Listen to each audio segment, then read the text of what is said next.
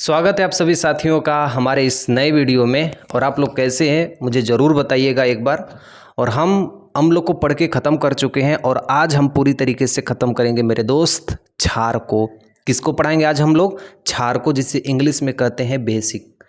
तो क्या करेंगे भैया, सबसे पहले अम्ल क्या होते हैं? अम्ल H+ आयन देते हैं। क्षार क्या करते हैं? OH- आयन देते हैं। क्षार का स्वाद कैसा होता है? कड़वा होता है, यानी बीटर होता है। ठीक है। क्षार क्या करता है? इलेक्ट्रॉन जोड़ी का ग्रहण करता है। क्षार क्या करती है? लाल लिटमस पेपर को नीला कर देती है। ये सब हमने पहले वीडियो में देख लिया था। ठीक है। क्षार जलीय विलयन में OH- आयन देते हैं।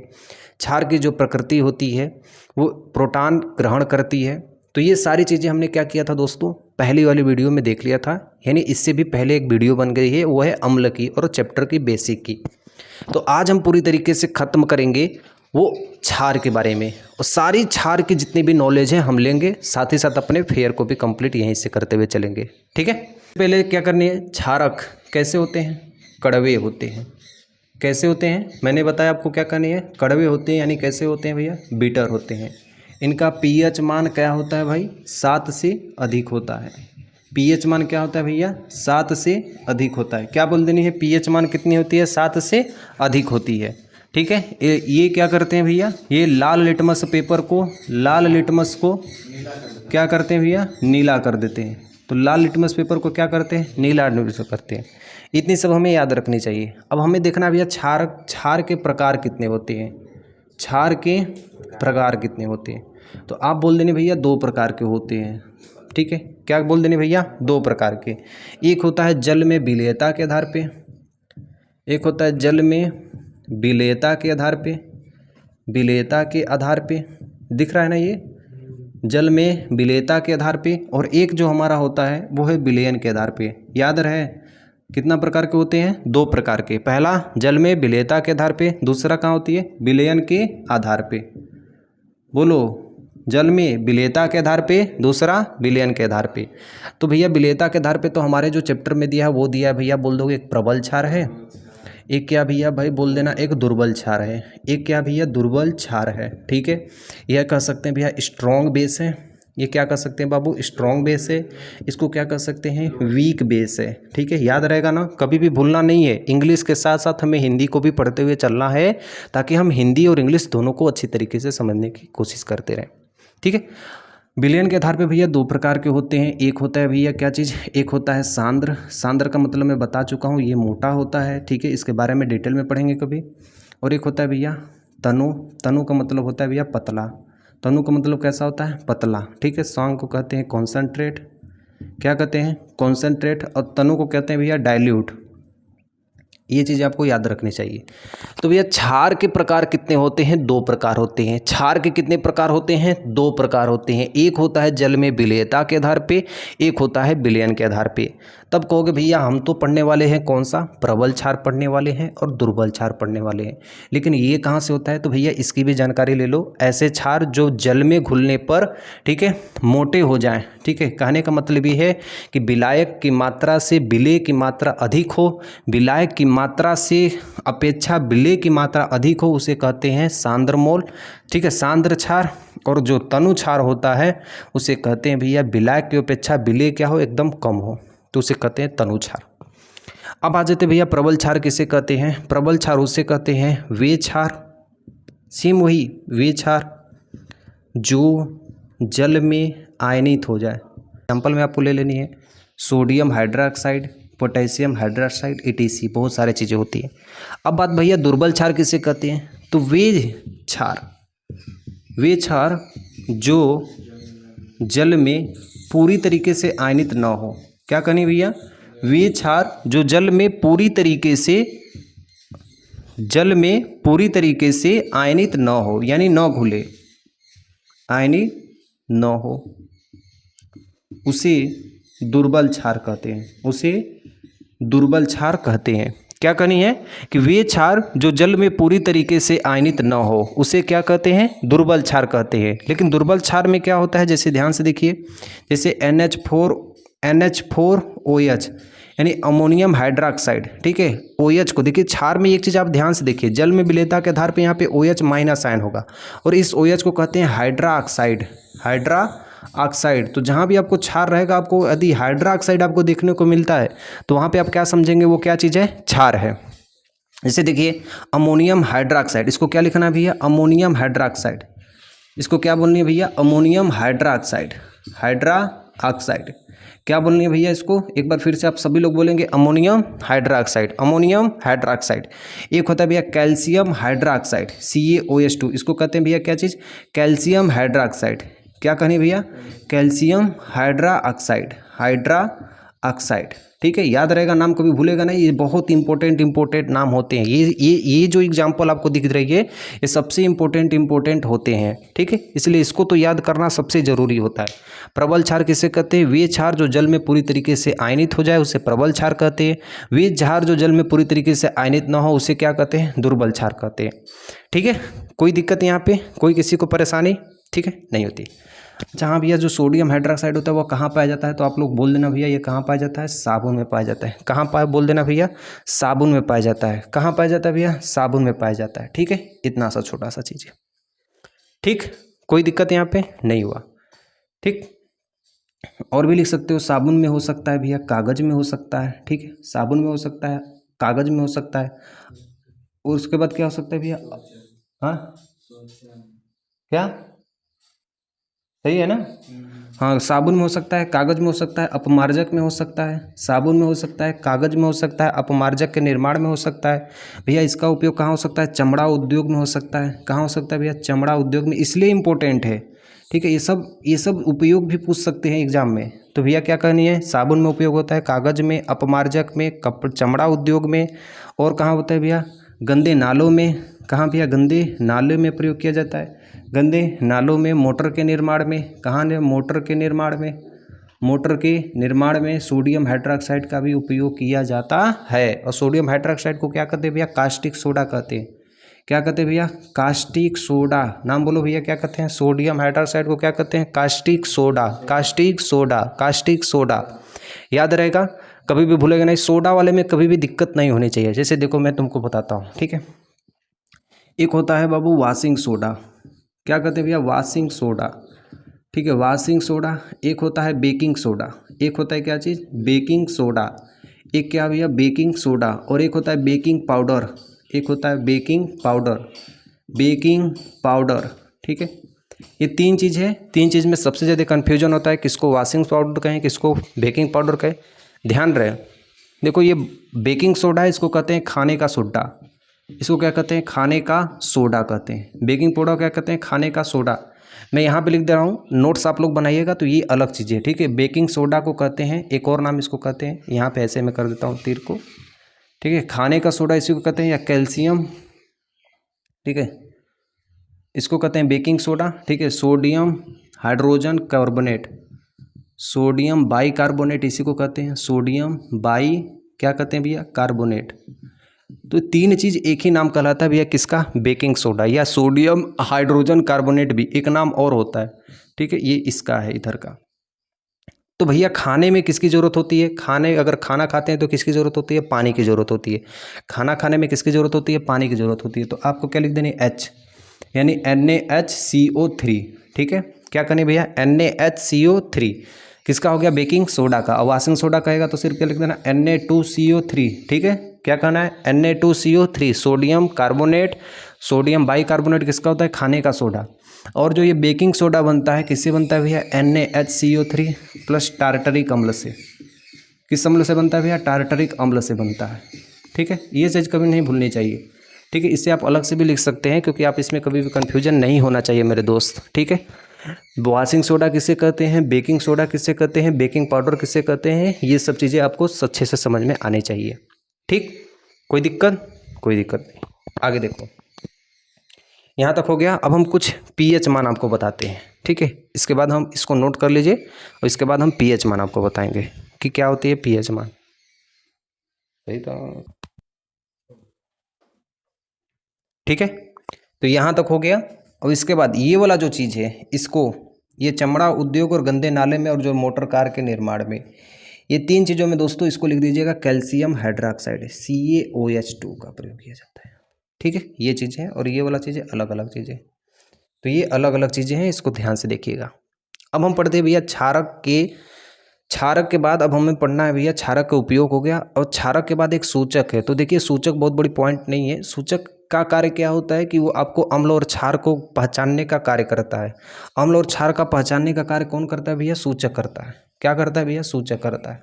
सर ध्यान से देखना है, एक ही बार में हमें सारा चीज़ें समझ में आ जाएंगी। सबसे पहले आपको एक ऐसा परिसर बना लेना है, ठीक है, और आपको बीच में क्या लिख देनी है? 7 लिख देनी है, यानी यहाँ से 7 और यहाँ से 7, टोटल कितना होनी चाहिए? 14 मात्रा होनी चाहिए, यानी 1 2 3 4 5 6, मेरा गलती बन गया ना, ऐसे मैं बनाता हूँ 2 3 4 5 6 7, ऐसे समझ लीजिएगा।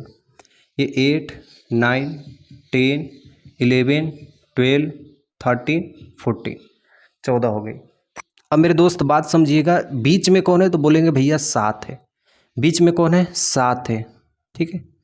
तो जो जल का pH मान होता है वो कितना होता है? 7 होता है। इसलिए जल क्या होता है? रंगहीन होता है।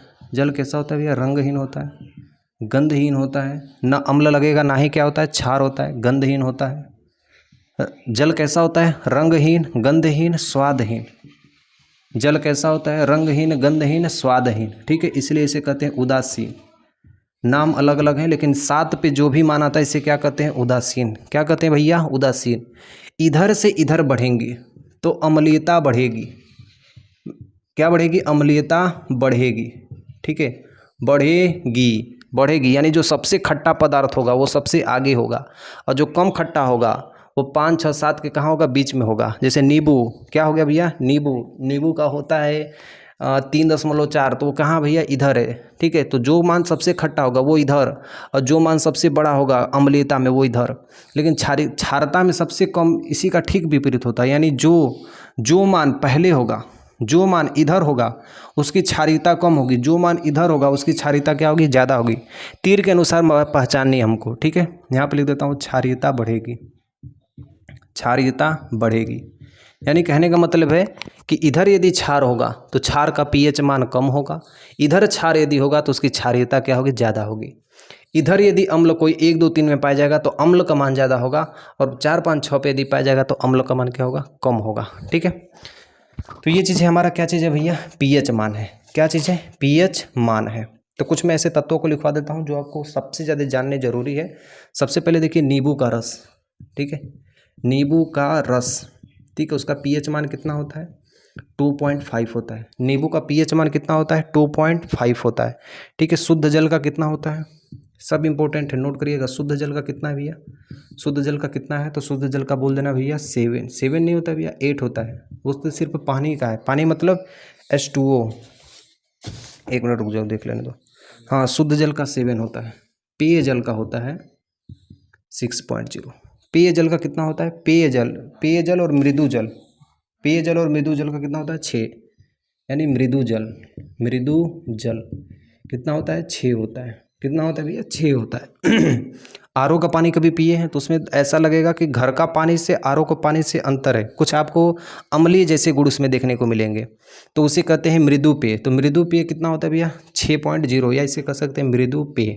क्या लिख सकते हैं भैया इसका? मृदु पेय, ठीक है। टूथपेस्ट, अगला क्या लिखना है भैया? टूथपेस्ट। टूथपेस्ट का कितना होता है? 8.0। तो बताओ टूथपेस्ट अम्ल है कि क्षार है? टूथपेस्ट अम्ल है कि क्षार? तो बोल दोगे भैया ये क्षार है, क्योंकि 7 से जो मान कम होता है उसे क्या कहते हैं? अम्ल कहते हैं। 7 से जो ज़्यादा तो उसे क्या कहते हैं? क्षार कहते हैं। 7 से ज़्यादा क्या होता है? उसे क्षार कहते हैं। वॉशिंग सोडा का विलयन, वॉशिंग सोडा का क्या कहते हैं भैया? विलयन। वॉशिंग सोडा का विलयन बोल देना भैया। वॉशिंग सोडा का विलयन कितना होता है? 9.0, यानी 9 होता है, ठीक है। आगे देखिए लिखना है हमें अमाशय रस, ठीक है। अमाशय रस का कितना होता है? 1.4। वही विनेगर या सिरका कहते हैं ना, उसे क्या कहते हैं? अमाशय रस कहते हैं। उसका नाम क्या है? अमाशय रस है। फिर देखो सिरका का होता है 4.0, सबसे देखो खतरनाक होता है ये सिरका। कितना होता है भैया? pH मान बोल देने कितना होता है? 4.0, ठीक है। दूध का कितना होता है? दूध का होता है 6.5। रक्त का कितना होता है 7.1 से 7.4, रक्त यानी खून का पीएच मान कितना होता है 7.4। तो खून हल्का सा क्षारीय लगता है, पूरा नहीं लगता है, सिर्फ कितना लगता है हल्का सा क्षारीय लगता है। और दूध हल्का सा अम्लीय होता है, एकदम अम्ल और क्षार के एकदम ये क्या है एकदम पास पास में है। ठीक है, ठीक है, यहाँ तक हो गया। मिल्क ऑफ मैग्नीशिया बहुत इंपॉर्टेंट है, milk of magnesia, milk of magnesia. इससे क्या होता है भैया, मिल्क ऑफ मैग्नीशिया से हमारे शरीर में यदि पाचन तंत्र में कुछ भी कमी हो जाती है तो मिल्क ऑफ मैग्नीशिया का यूज करते हैं। MgCO3 क्या कहते हैं भैया, मिल्क ऑफ मैग्नीशिया। ठीक है, मैग्नीशिया, इसको क्या कहते हैं मिल्क ऑफ मैग्नीशिया। इसका पीएच मान कितना होता है, तो पीएच मान इसका कितना होता है 10.5, इसका पीएच मान कितना होता है 10.5। तो बता दें ये मिल्क ऑफ मैग्नीशिया का पीएच मान कितना होता है 10.5। ठीक है, अब इस कारण हम दोस्तों इस तरह हम समझते हैं कि हमारे दैनिक जीवन में पीएच का क्या महत्व है। ठीक है, अगली पॉइंट में आपके बुक में दिया होगा कि पीएच मान से क्या क्या महत्व होते हैं। देखिए पीएच मान का एक ही सिर्फ मतलब है। ठीक है, जैसे खेतों में यदि हमें फसल बोनी है तो हम पहले खेत का पीएच मान देखेंगे कि उसके जो मृदा है, मृदा यानी जो मिट्टी है वो अम्लीय है कि क्षारीय है। यदि वो अम्लीय रहेगा तो भाई बहुत अच्छी बात है, क्योंकि खेतों की फसल के लिए अम्लीय वर्षा होती है, अम्लीय चीज़ होती है तो खेतों की पैदावार दुगनी हो जाती है।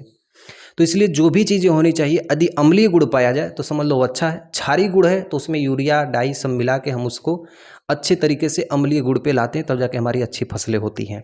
ठीक है, मानव शरीर में कोई भी चीज़ें कमी हो जाती है, जैसे अगर आपका पेट दर्द करने लगता है, जठर रस हो जाती है, पीयूष उसमें ग्रंथियाँ आपकी यदि कुछ खराब हो जाती हैं, पेट दर्द करने लगता है, तो उस समय हम क्या यूज करते हैं मिल्क ऑफ मैग्नीशिया। ठीक है, जो इनो खाते हैं, इनो पीते हैं हम लोग, उसके बाद कोई ऐसी दवाई खाते हैं जिससे हमारे पेट को यदि राहत मिलती है, तो भैया उसमें क्या चीज़ होती है मिल्क ऑफ मैग्नीशिया, जो 10.5 क्षारीय होता है, जो हमारे पेट में जो भी दिक्कतें होती है उसको सही कर देता है। तो पीएच मान का भी बहुत ज़्यादा वैल्यू यहाँ पे होता है, पौधों में भी पाया जाता है। ठीक है, पौधों में पाया जाता है और दांतों में पाया जाता है, पाचन तंत्र में पाया जाता है, मृदा में पाया जाता है और जंतुओं और पौधों में भी पाया जाता है।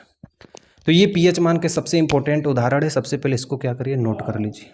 ठीक है, और कुछ अलग से नहीं ज़रूरत है। ठीक, इसको नोट कर लीजिए। ठीक है,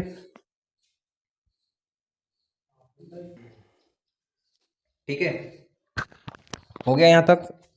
अब इसमें देखिए एक और सबसे बढ़िया इंपॉर्टेंट इसमें चीज़ है, एक आपसे सादा से ये जो आपको दिख रहा है ना, ये रक्त और मूत्र दोनों लिख लीजिएगा। रक्त व मूत्र दोनों का कितना होता है 7.4 होता है। और जो अम्लीय वर्षा होती है, अम्लीय वर्षा, ध्यान रहे मैं किसकी बात कर रहा हूँ, अम्लीय वर्षा, वो 2.0 से 5.6 के बीच में होती है। क्यों मैं इसलिए बोल रहा हूँ, क्योंकि दोस्तों ध्यान रहे, जो भी बारिश की जो पहली वर्षा होती है, बारिश के कारण जो पहली वर्षा होती है उसमें अम्लीय वर्षा कहा जाता है, क्योंकि उस समय अम्ल की मात्रा ज़्यादातर होती है, क्योंकि हमारे वातावरण में बहुत सारे गैसें होती हैं। अब दोस्त यहाँ पे अम्लीय वर्षा यदि होगी तो ये किसी भी फसल को अच्छी, फसलों के लिए तो अच्छी है, लेकिन मानव शरीर के लिए यदि अम्लीय वर्षा पड़ जाती है तो आपके शरीर पे ये बहुत गहरा इफेक्ट करती है। तो इस कार्य का तो आपको ध्यान रहे। तो ये क्या भैया पीएच परिसर। अच्छा, पीएच का फुल फॉर्म आपको बताया हूँ तो बोल देंगे भैया पोटेंज हाइड्रोजन। पोटेंज क्या होता है, हाइड्रोजन। ठीक है, अब इसके बाद मैं आपको पीएच मान बताना सिखाता हूँ कि कैसे आप किसी भी चीज़ का पीएच मान निकाल सकते हैं। ठीक है, आइए देखिए पीएच मान कैसे निकालते हैं।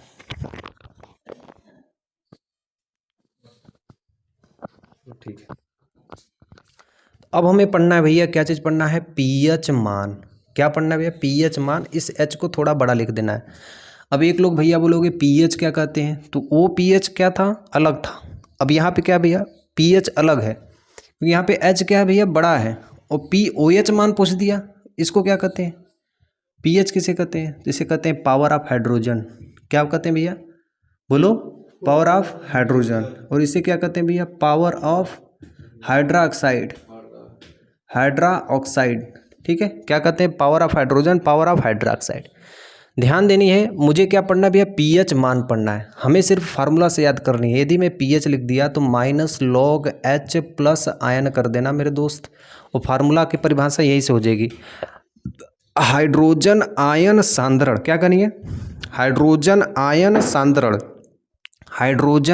सांद्रण, के ऋणात्मक लघु गुणक, इसको कहते हैं लघु गुणक। इसको क्या कहते हैं भैया, लघु गुणक। तो क्या करनी है, हाइड्रोजन आयन सांद्रण के ऋणात्मक लघु गुणक को पीएच मान कहते हैं। क्या करनी है एक बार फिर से, हाइड्रोजन आयन सांद्रण के ऋणात्मक लघु गुणक को पीएच मान कहते हैं। क्या लिख देने भैया, हाइड्रोजन आयन सांद्रण के ऋणात्मक लघु गुणक को पीएच मान कहते हैं। याद हो गया ना। क्या करिए भैया, फिर से बोल दो एक बार आप लोग, हाइड्रोजन आयन सांद्रण के ऋणात्मक लघु गुणक को पीएच मान कहते हैं। ठीक है, पीएच मान का ये फार्मूला होता है, या तो माइनस हटाएंगे तो क्या बनेगा भैया, log 1/H प्लस आयन, ये बनता है। दो फार्मूला होते हैं पीएच मान के, यही फार्मूला में क्या करनी है, यूज करनी है, ध्यान रहे। यदि H प्लस का मान, ठीक है, H प्लस का मान OH से ज़्यादा हो, हाइड्रोक्साइड से क्या हो जाए, यदि अम्ल का मान क्षार से ज़्यादा हो तो वो चीज़ क्या कहलाएगा, अम्लीय कहलाएगा। ठीक है, अम्लीय को बढ़िया से बना लेना, ली उधर रहेगा। यदि अम्ल का मान ज़्यादा हो, H प्लस का मान, OH का मान क्या हो, ज़्यादा, यहाँ पे ध्यान रहे। यदि H प्लस का मान कम हो और OH का मान क्या हो, ज़्यादा हो, तो ये चीज़ क्या कहलाएगा भैया, क्षारीय कहलाएगा। ठीक है, यदि दोनों मान बराबर हो, ठीक है, दोनों मान क्या हो, बराबर हो, और ऐसा कभी हो सकता है जब ये क्या हो भैया, तत्व क्या हो, उदासीन हो। क्या हो भैया, क्या बोल देनी है, उदासीन हो। ध्यान रहे, जब H प्लस का मान ज़्यादा आएगा तो उसे क्या कहेंगे, अम्लीय कहेंगे। जब OH माइनस N का मान आएगा तो उसे क्या कहेंगे, क्षारीय कहेंगे। और जब दोनों मान बराबर आएगा तो उसे क्या कहेंगे, उदासीन कहेंगे। क्या कहेंगे, उदासीन कहेंगे। अब आगे देख लो मेरे भाई, H और OH में संबंध क्या होता है, तो ये जी H प्लस आयन का गुणा कर देंगे OH माइनस आयन में। ठीक है, तो कितना होता है भैया, 1 × 10 के घाते -14। कितना होता है बता देनी है, 1 × 10 के घाते -14। ये पीएच मान निकल के आता है। ठीक है, ये पीएच मान निकल के आता है जब हाइड्रोजन आयन और हाइड्रोक्साइड आयन को क्या कर देते हैं, गुणा कर देते हैं। क्या कर देते हैं भैया, गुणा कर देते हैं। यानी हम कह सकते हैं कि ये हाइड्रोजन का और ये क्या भैया, हाइड्रोक्साइड का मान कितना होता है, 10 के घाते -14, क्योंकि टोटल वैल्यू कितनी होती है, 10 के घाते -14, 14 तक होती है, तो 10 के घाते -14। आगे बात समझ में, और कोई दिक्कत, कोई परेशानी नहीं। अब इसके बाद हम पढ़ते भैया, इसमें यदि पीएच मान के यदि सवाल को आपको लगाना है तो लॉग के फार्मूले को अच्छी तरीके से आना चाहिए। ठीक है, लॉग के फार्मूला को, जैसे देखिए एक फार्मूला होता है log 10 बेस 10, कुछ भी नहीं दिया था, इसका मान कितना होता है, 1 होता है। यदि log m के पावर n होता है तो इसका फार्मूला होता है n log m होता है। ठीक है, यदि log m के पावर m बटा n होता है तो इसको लिखते हैं log m minus log n। ठीक है, और एक फार्मूला होता है log m इंटू n होता है, तो इसको लिखते हैं log m plus log n। ठीक है, ये 4 फार्मूला मेरे दोस्त आपको सिर्फ याद रखनी है, तब आप ये पीएच मान को आसानी से लगा सकते हैं। ठीक है, पीएच मान के कुछ सूत्र होते हैं, कुछ फार्मूले होते हैं, इसको थोड़ा याद कर लेंगे, रिवीजन कर लेंगे तो आपको सारी चीज़ें समझ में आ जाएंगी। जैसे देखो H प्लस है, यहाँ पे पीएच मान हो गया। ठीक है, 4 कॉलम बना लो, इसके बाद कोई भी दिक्कत नहीं होगी। OH माइनस आयन है, ठीक है, OH माइनस आयन है, और यहाँ पे हाइड्रोक्साइड आएगा। अगर मैं कहूँ कि 10 के घाते -4 का पीएच मान बताना है तो क्या कर दोगे, 4। अगर मैं तुमसे कहूँ 10 के घाते -5 का पीएच मान क्या होगा, तो बोल देना क्या होगा, 5। यदि मैं तुमसे कहूँ 10 के घाते -6 का पीएच मान क्या होगा, 6। ठीक है, 10 के घाते -6 का क्या होता है, 6। ठीक, आया समझ में। अभी हम तुमको सवाल बताएंगे तो सब समझ में आ जाएगा। देखो हाइड्रोक्साइड आयन में सेम नियम होता है, 10 के घाते -11 होगा तो पीएच मान कितना होगा, 11। यदि 10 के घाते -14 है तो कितना मान होगा, बोलो, 14 होगा। 10 के घाते -12 है तो इसका मान भी कितना होगा, 12 होगा। तो भाई जितना उसके पास माइनस होता है वही उसका क्या कहलाता है, पीएच मान कहलाता है। जितना उसके पास माइनस होता है वही उसका क्या कहलाता है, पीएच मान कहलाता है। ठीक है, ठीक, एक आपको सवाल दिया जा रहा है, आप इसको सवाल को मैं आपको बताता हूँ, सवाल पहले लिखिएगा। ठीक है, सवाल है, ठीक है, पीएच मान की सवाल है आपको। हाँ, किसी विलयन का पीएच मान 4 है। ठीक है, क्वेश्चन यहाँ पे है कि किसी विलयन का पीएच मान 4 है। किसी विलयन का पीएच वैल्यू जो है वो कितना है भैया, 4 है। पीएच मान कितना है, 4 है। तो उपस्थित हाइड्रोजन आयन की सांद्रता क्या होगी, हाइड्रोजन आयन की सांद्रता क्या होगी। हाइड्रोजन आयन की सांद्रता क्या होगी, यही बस आपको क्या करनी है, बतानी है। ठीक है, यही आपको क्या करनी है, बतानी है। क्या बोला है, पीएच मान कितना हो, 4 हो, तो हाइड्रोजन आयन सांद्रण की सांद्रता आपको क्या करनी है, बतानी है। ठीक है, ठीक है, कोई दिक्कत नहीं हुई, लग गई सवाल आपको। तो सिर्फ आपको क्या करनी है भैया, बोल देनी है कि पीएच बराबर क्या होगा, पीएच मान आपको यहाँ दिया है, तो हाइड्रोजन आयन की सांद्रता की कितना होगी, H+ आयन के मान। तो यहाँ पर पहले ही आपको बता दिया, यदि 4 रहेगा तो उसे कितना करना है, 10⁻⁻⁴। 5 रहेगा तो कितना करना है, 10⁻⁻5। तो H+ आयन का मान कितना होगा भैया, 10⁻⁻ क्या कर देना, पीएच कर देना, यानी 10⁻⁻ कितना हो जाएगा भैया, -4 हो जाएगा। यानी जो उसका पीएच मान आएगा वो कितना आएगा, 10⁻⁻4 आएगा। आगे बात समझ में। सिर्फ एक ही चीज़ याद रखना, 3 रहेगा पीएच मान, H+ आयन का पूछेगा तो -3 कर देना, 5 रहेगा तो -5, 6 रहेगा तो -6। ठीक है, कोई दिक्कत नहीं, इसको उतार लीजिए, सारा चीज़ नोट्स कर लीजिए। एक और क्वेश्चन आपको दिया जा रहा है, जैसे दे दिया कि अगर आपको ऐसे दे दिया, इधर का मान दे दिया कि 10⁻⁻6 मोल में, ठीक है, पीएच मान बताइए, पीएच मान बताइए। क्या करनी है भैया, क्वेश्चन है कि 10⁻⁻6 मोल में पीएच मान बताइए। तो भैया पीएच मान के लिए क्या फार्मूला होता है, हाइड्रोजन आयन सांद्रण के ऋणात्मक लघु गुणक को पीएच मान कहते हैं, पढ़े आप लोग। तो पीएच बराबर -log 10⁻⁻6 होता है, माइनस माइनस गुणा होगा तो भैया क्या हो जाएगा, बोल देना, माइनस गुणा माइनस में क्या होता है, प्लस। क्या हो जाएगा, प्लस। तो 6 आगे आ जाएगा, क्योंकि देखो यहाँ फार्मूला log m के पावर n बराबर n log m, यानी ऊपर वाला जो मान होता है वो कहाँ आ जाता है, आगे, यानी 6 कहाँ आ जाएगा, आगे। तो माइनस माइनस क्या होगा, प्लस, 6 आगे आ जाएगा, और क्या बचेगा, log 10। और log 10 का मान आप लोग सब लोग जानते भी हैं, log 10 का मान कितना होता है, 1 होता है। तो इसका पीएच मान कितना हो गया, 6। बताया हूँ आपको, यदि डायरेक्ट दे दिया कि 10⁻⁻6 का पीएच मान क्या होगा, 6, 5 का 5, 4 का 4। तो एग्जाम में यदि बहुविकल्पी में आ गया तो डायरेक्ट कर सकते हैं, यदि नहीं दिया तो आप इसको सॉल्व भी कर सकते हैं। ठीक है, तो इसी तरह बस सिर्फ पीएच मान है, और इसके बाद जो अगली वीडियो आपकी बनाई जाएगी मेरे दोस्त, वो सिर्फ लवण पे बनाई जाएगी। ठीक है, और लवण के बाद हम लोग पढ़ेंगे भैया विरंजक चूर्ण, कास्टिक सोडा, फिर सोडियम बाइकार्बोनेट, फिर खाने का सोडा, धोने का सोडा, प्लास्टर ऑफ पेरिस। तो इसके बाद सिर्फ आपको 2 वीडियो और देखनी है, इसके कारण आपका चैप्टर क्या होगा, खत्म हो जाएगा। ठीक, ओके, मिलता हूँ नेक्स्ट वीडियो में, तब तक के लिए आपके लिए जय हिंद।